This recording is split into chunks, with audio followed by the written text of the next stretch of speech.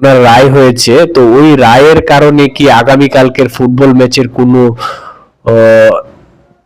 মানে ইফেক্ট পড়বে কিনা।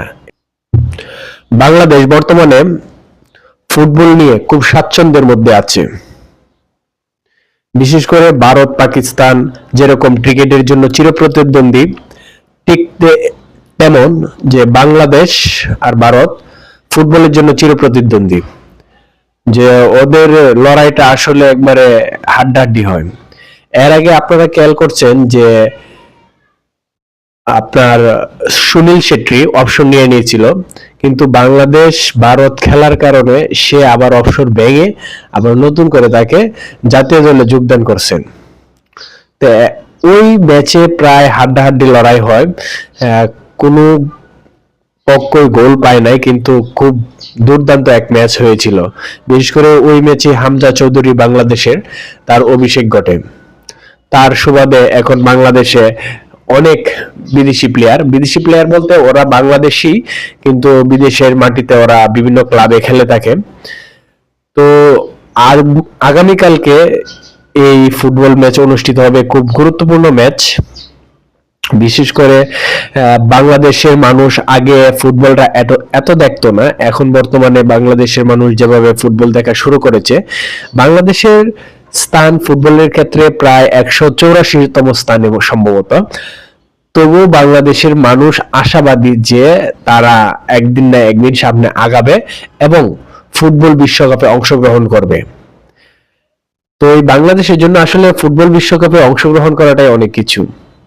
কিন্তু আজকে বাংলাদেশের একটা আলোচিত ঘটনা, যে 24শে জুলাইয়ের গণ অভ্যুত্থানের যে একটা রায়ের কথা ছিল, যে হাসিনার বিরুদ্ধে, শেখ হাসিনার বিরুদ্ধে, তো আজকে ওনার রায় হয়েছে। তো ওই রায়ের কারণে কি আগামীকালকের ফুটবল ম্যাচের কোনো মানে ইফেক্ট পড়বে কিনা, এটা নিয়ে আসলে সবাই শঙ্কায় আছে। কিন্তু এই বিষয়টা নিয়ে কেউ ভিডিও করছে কি না ঠিক আমি জানি না, কিন্তু আমার কাছে কিরকম জানি মনে হচ্ছে যে আগামীকালকে বাংলাদেশের এবং ভারতের ফুটবল ম্যাচ অনুষ্ঠিত হবে। তো এটার কারণে হয়তোবা কিঞ্চিত পরিমাণ হইলে সমস্যা হইতেও পারে কিংবা নাও হইতে পারে। এটা বাংলাদেশের প্রশাসনের উপর নির্ভর করে যে প্রশাসন কতটা প্রোটেক্ট করতে পারে। নিশ্চয়ই, কারণ আওয়ামী লীগের বাংলাদেশে ভালো একটা জনপ্রিয়তা আছে। তো ওই জনপ্রিয়তার কারণেও হয়তোবা অনেকে যারা আওয়ামী লীগ করে কিংবা শেখ হাসিনাকে পছন্দ করে, তারা হয়তো কোনো না কোনো প্রতিক্রিয়া জানাবে। এটার প্রভাব কি আসলে আগামীকালকে ফুটবল খেলার মধ্যে পড়বে কিনা, এটা নিয়ে সবাই আতঙ্কের মধ্যে আছে। আশা করি বাংলাদেশ সরকার বর্তমানে যারা প্রধান উপদেষ্টা, বিশেষ করে উপদেষ্টা মণ্ডলীরা যারা আছেন, তারা এই বিষয়টা দেখবেন যে যাতে পর্যাপ্ত পরিমাণে নিরাপত্তা দেওয়া হয় স্টেডিয়াম এবং স্টেডিয়ামের আশপাশ এলাকা এবং সারা বাংলাদেশে বিশেষ করে। তো এই বাংলাদেশের ফুটবল টিমের জন্য শুভকামনা রইল। আর যাতে এই রায়ের প্রেক্ষিতে কোনো প্রকার যাতে ইফেক্ট না পড়ে এই ফুটবলে, তা আমরা সবাই আশা করি।